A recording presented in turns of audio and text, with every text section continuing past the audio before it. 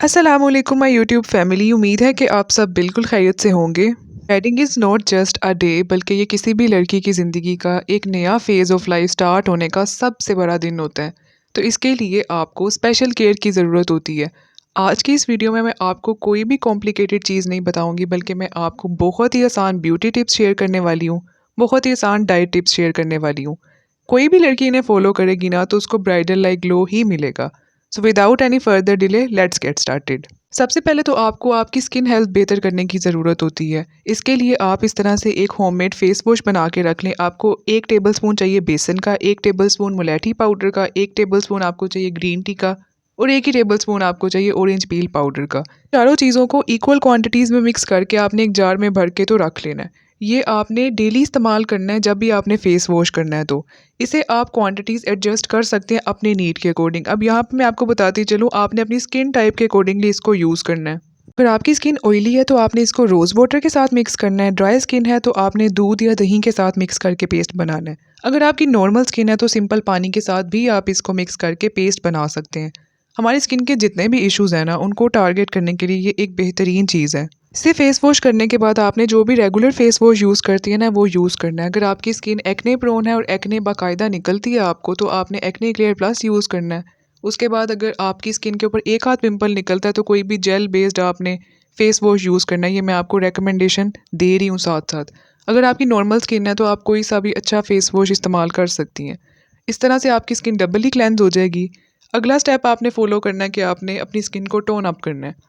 Rose water बेहतरीन toner होता है, लेकिन इसके साथ अगर आप इन्हेंस प्रॉपर्टीज़ वाला कोई ले लेना, जैसे कि विटामिन सी इंड्यूस होता है, उसके अलावा ग्लिसरीन इंड्यूस होता है, तो ये भी एक अच्छी चीज़ है। अगर आप खुद से टोनर बनाना चाहती हैं ना, तो वो भी आप बना सकती हैं, लेकिन मैं रेकमेंड यही करूँगी कि आप लोग रोज़ वाटर पे ही स्टिक करें।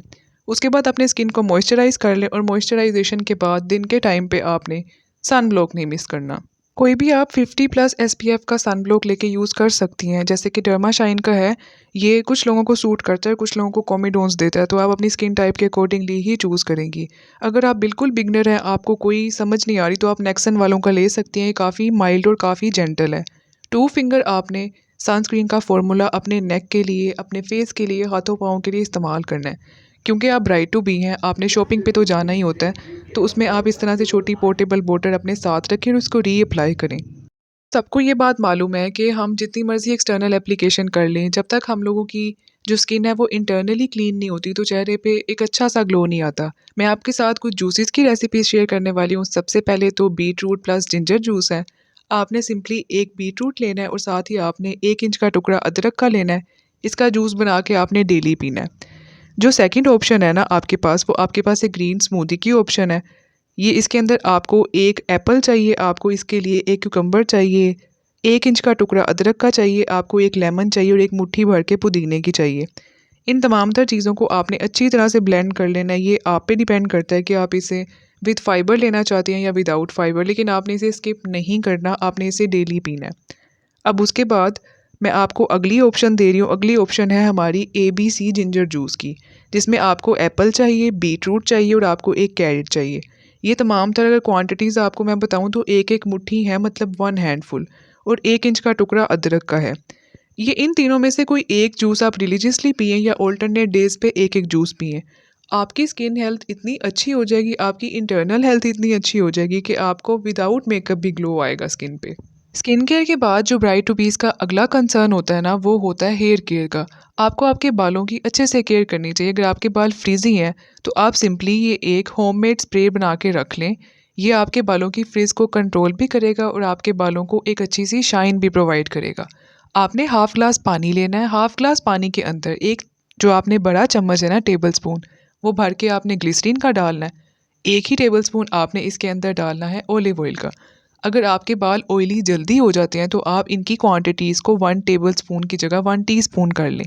हल्के नम बालों पे आपने ये अप्लाई करना है। स्कैल्प और रूट पे आपको इसको लगाने की ज़रूरत नहीं है, सिंपली आपने इसको टिप्स पे लगाना है और आपके बाल मैनेजेबल हो जाएंगे और फ्रिज कंट्रोल हो जाएगी। अब मैं आपके साथ एक simple see here care routine share करने वाली हूँ।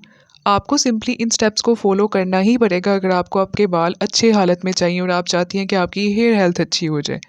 सिंपली सबसे पहली चीज़ होती है कि आपके बाल साफ़ होने चाहिए। हम बहुत ज़्यादा ऑयलिंग डिस्कस कर लेते हैं लेकिन हम अपनी स्कैल्प की हेल्थ को नहीं डिस्कस करते। सबसे पहला रूल यही है कि आपके बाल साफ़ सुथरे होने चाहिए। आपकी स्कैल्प अननेसेसरी तौर पे बहुत ज़्यादा ऑयली नहीं होनी चाहिए। ऑयली होगी तो डैंड्रफ भी होगी और फंगस भी होगी। तो इसीलिए आपने जब भी आपकी स्कैल्प 1 दिन के बाद 2 दिन के बाद ऑयली होती है ना, आपने उसे किसी भी माइल्ड शैम्पू के साथ अच्छी तरह से वॉश कर लेना। इससे आपके बाल हेल्दी रहेंगे और फिर आप जो भी रेमेडी अप्लाई करेंगी ना उसका असर भी होगा। ये मैं आपके साथ एक रेमेडी शेयर करने वाली हूँ जिससे हमारे बालों की हेल्थ अच्छी हो जाती है। आपको एक बनाना चाहिए, उसे आप अच्छे से मैश कर लें। फिर आपने इसके अंदर 2 टेबलस्पून योगर्ट ऐड करना है। 1 टेबलस्पून भर के आपने इसके अंदर हनी ऐड करना है। इसे आप बालों पे 30 मिनट्स के लिए अप्लाई करेंगी। फिर उसके बाद आप अपने बालों को माइल्ड शैम्पू से वॉश कर लेंगी। इसके रिजल्ट्स किसी भी केराटिन लाइक ट्रीटमेंट के बराबर ही होते हैं। आप इसे ज़रूर ट्राई करें। सेकेंडली, जब आपके बाल अच्छी तरह से साफ़ हों तो फिर आपने कोई भी अपनी हेयर पोरोसिटी के अकॉर्डिंगली हेयर ऑयल लगाना है। वीक में 3 दफ़ा डेली अपने बालों को टैंगल फ्री करें, एएम रूटीन में भी और पीएम रूटीन में भी। ये इन तमाम तर स्टेप्स को फॉलो करने से ये होगा कि आपकी हेयर हेल्थ अच्छी होती चली जाएगी।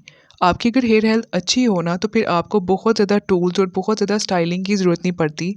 हमारे बाल खुद ब खुद ही मैनेजेबल हो जाते हैं। नेक्स्टली, हर ब्राइड को ये चाहिए कि वो जितना हो सके खुद को स्ट्रेस फ्री रखें, क्योंकि अगर आप बहुत ज़्यादा स्ट्रेस लेंगी ना, बहुत ज़्यादा बर्डन लेंगी, तो इससे ये होगा कि हमारी इतनी ज़्यादा जो हेल्थ की हम लोग कंसर्न कर रहे हैं वो सारी की सारी ज़ाया हो जाएगी। तो अगर आपने अपने बिग डे पे बहुत ज़्यादा ग्लो करना है तो आपको स्ट्रेस को अवॉइड करना है। कुछ डाइटरी हैबिट्स हैं जो कि आपने मस्ट फॉलो करनी है। सबसे पहले तो आपके दिन का आगाज़ लेमन इन्फ्यूज़ वाटर से होना चाहिए। लेमन इन्फ्यूज़ वाटर हमारी बॉडी को अंदर से डिटॉक्सिफाई करता है। उसके बाद आपने इन तीनों ऑप्शंस में से कोई एक ऑप्शन ले लिया, या तो आप एक एप्पल खाएं, या फिर आप 2 खजूरें ले लें, या फिर आप 5 से 7 रेजिन्स ले लें। इन्हें खाने से ये होगा कि आपकी जो बॉडी है ना वो इनका आयरन और इनके न्यूट्रिएंट्स अपनी बॉडी में एब्जॉर्ब करेगी। तो फिर आपको किसी भी तरह से कोई भी न्यूट्रिशनल डेफिशिएंसी नहीं होगी। अगर होगी भी तो वो पूरी हो जाएगी। अबाउट डाइट, क्या ब्राइड टू बीस को डाइट करनी चाहिए? तो ब्राइड टू बीस के लिए ये सजेशन है कि आपने हेल्दी खाना खाना है, आपने डाइटिंग नहीं करनी। जितना हो सके आप क्लीन ईटिंग की तरफ जाएं। जो क्लीन ईटिंग है ना वो ऑटोमेटिकली हमारा वेट लॉस करवाती है। हमें इसमें बहुत ज़्यादा एफर्ट पुट करने की ज़रूरत नहीं होती। आपकी लाइफ का एक नया फेज़ शुरू हो रहा है तो आप किसी कमज़ोरी के साथ ये फेज़ नहीं शुरू कर सकती। अपनी डाइट के अंदर आप इस तरह से सैलेड्स कंज्यूम करें। आपका जो भी ब्रेकफास्ट है वो प्रॉपरली करें, उसमें प्रोटीन कंटेंट हो।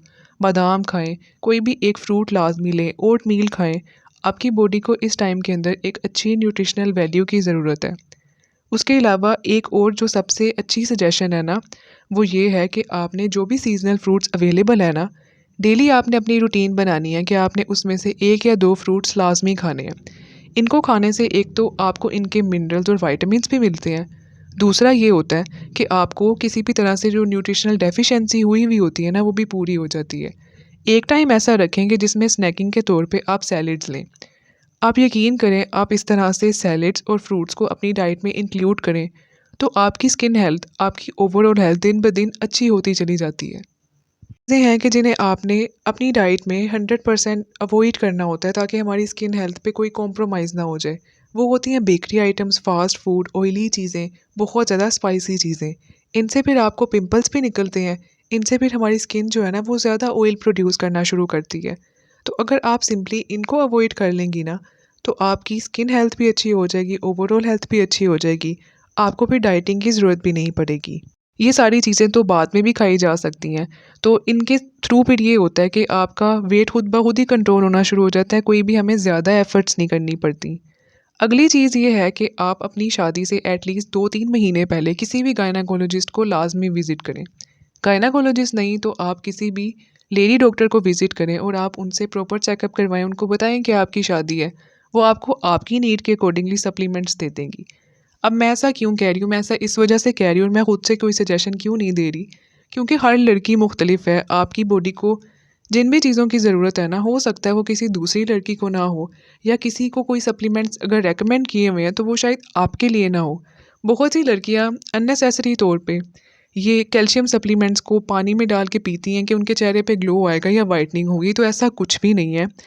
ऐसा बिल्कुल एक मिथ है। ये आपकी स्किन टोन को बेहतर नहीं करती बल्कि हमारी हेल्थ को थोड़ा सा इम्प्रूव कर देती है।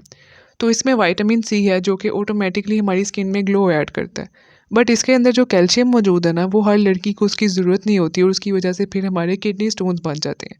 तो एक आप विज़िट कर लें डॉक्टर के पास, फोलिक एसिड आप लाजमी लें। उसके बाद वो कैल्शियम सप्लीमेंट देते हैं तो वो लें, आयरन सप्लीमेंट देंगे तो वो आप लें। हो सकता है कि आपको विटामिन ई की ज़रूरत हो। आपके हेल्थ कंसर्न्स में आपके हेयर के कंसर्न्स हैं या स्किन के कंसर्न्स हैं तो वो आपके अकॉर्डिंगली आपको ज़रूरत है कि सप्लीमेंट चुनें। तो आई होप कि वीडियो आपके लिए हेल्पफुल रही होगी, तो प्लीज़ मेरे चैनल को सब्सक्राइब कर दीजिए। आप बेल आइकन भी प्रेस कर दीजिए ताकि आप और मैं कनेक्टेड रह सकें। Stay happy and stay blessed.